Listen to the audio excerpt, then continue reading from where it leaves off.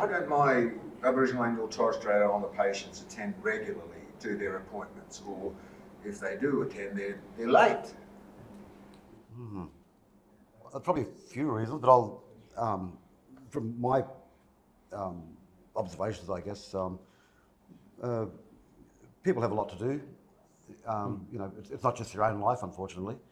Oftentimes, you know, community members are dealing with not just themselves and their own families, but extended families.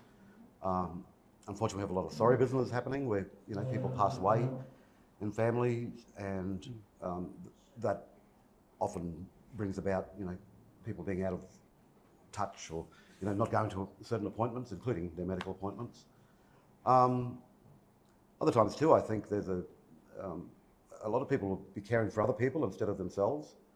So they oftentimes there's often, you know, putting others' needs before their own, and they haven't made their appointment because they're too busy looking after someone else. Could be someone in their own family, could be another member. And that's why you need an AMS there to you know, keep encouraging people, like, hey, you've missed this appointment, how quickly can we reschedule? So we'll often ring them to, if someone's missed an appointment, let's reschedule, and find out the reasons for that. How can we support you to make sure you keep your appointments? Don't know, other places?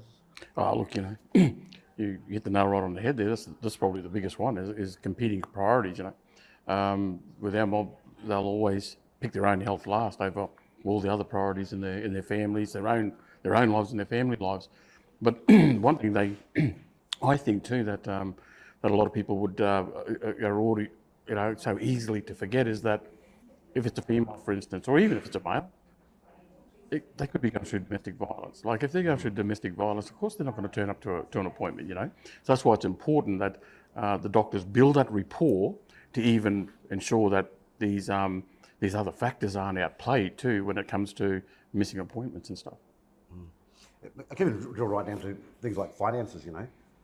Don't have money for a bus or a Uber or a taxi, don't have money for phone call, for credit to call the AMS for a lift, you know. So, or, you know, they've given their last money away to family for something else. That's happened, we've seen plenty of times.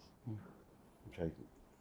Yeah, when addressing clients, yeah, you can see on referral when you make first contact, and they tend to show good attendance, and then for whatever reason they fall off.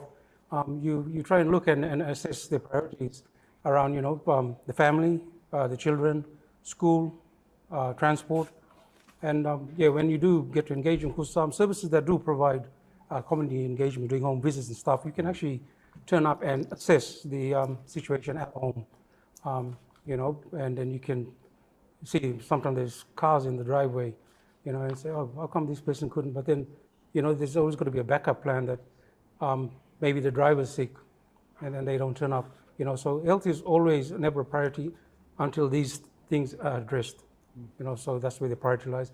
And the next time in consultation, you try and ask them to address what works for them, and you work around, because you work on their care plan and know their diagnosis, the seriousness of you need to attend these appointments, and that way you can get them back on track and address the issues. And as far as building that rapport too, and why they don't turn up, it helps. It also helps with the actual holistic model of healthcare. Like I said, it could be something as simple as mental health, you know, and that's why they're not turning up. So if they're addressing the mental health or the you know, the family violence stuff or anything like that, it's why it's important for them to get to know them well, so that they can actually provide this holistic model of healthcare. So that's the benefit. That's the you know, associated benefit with, you know, building that rapport and connecting with that client. So one of the conversations we've actually had was clients coming to the service. Why not bring the services to the community? So we meet them in their space and their environment. And like I say, with self-care and handling some situations, it can't be done in the community, but at least attending their own visit actually can identify where they are failing to attend or being late.